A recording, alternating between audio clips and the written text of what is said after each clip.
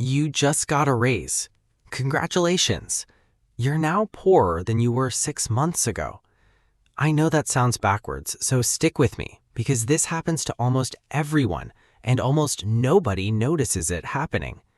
Here's the thing nobody tells you about making more money. Your bank account doesn't actually care how much you earn. It cares how much is left over. And for most people, the gap between those two numbers, income and what's actually left over, doesn't grow when their salary does. Sometimes it shrinks. There's a name for this. Economists call it lifestyle creep. I call it the quietest way to stay broke on a good income. Let me walk you through how it actually happens, because it's never one big decision. It's 5 small ones. Step 1. You get the raise or the new job or the promotion. And for about 2 weeks, you feel rich. Not because you are, but because your brain is comparing your new income to your old spending habits, and the math looks incredible. That feeling is the trap setting itself. Because what happens next isn't reckless spending, it's reasonable spending. A slightly nicer apartment, a car upgrade that makes sense now, eating out because you technically can afford it. None of these decisions feel irresponsible in isolation. That's exactly why they work. Here's a number that should bother you.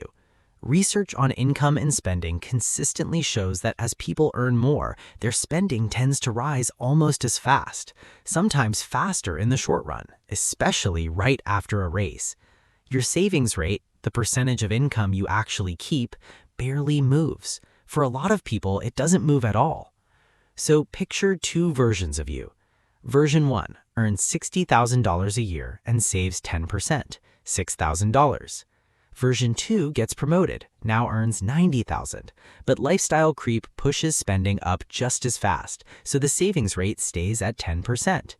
You'd expect they're saving more in real terms, and they are, $9,000 instead of $6,000. That sounds fine, but here's what actually happened to their life.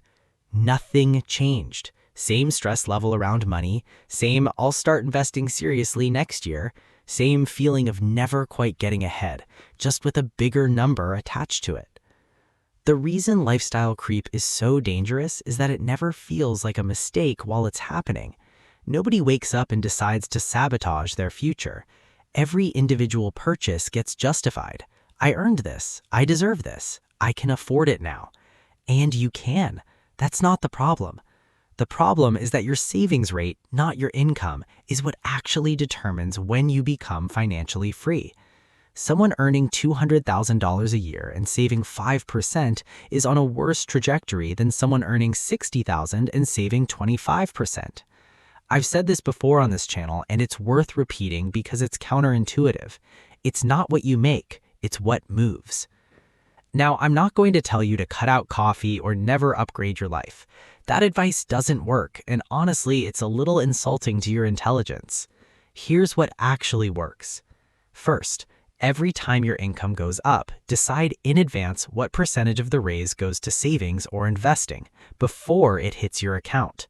Not what's left over, a fixed percentage off the top.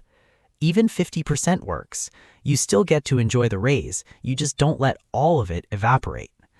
Second, upgrade slowly and on purpose. There's a real difference between deciding I'm moving to a better apartment because it improves my life, and moving because it's what people at your income level are supposed to do. One is a choice, the other is autopilot. Third, and this is the one most people skip, automate your savings rate increase the same day your raise hits. Not next month, not when things settle down. The moment new money touches your account, a percentage of it should already be gone, moved somewhere you don't casually see it. Here's what nobody tells you about beating lifestyle creep. It's not about deprivation, it's about control.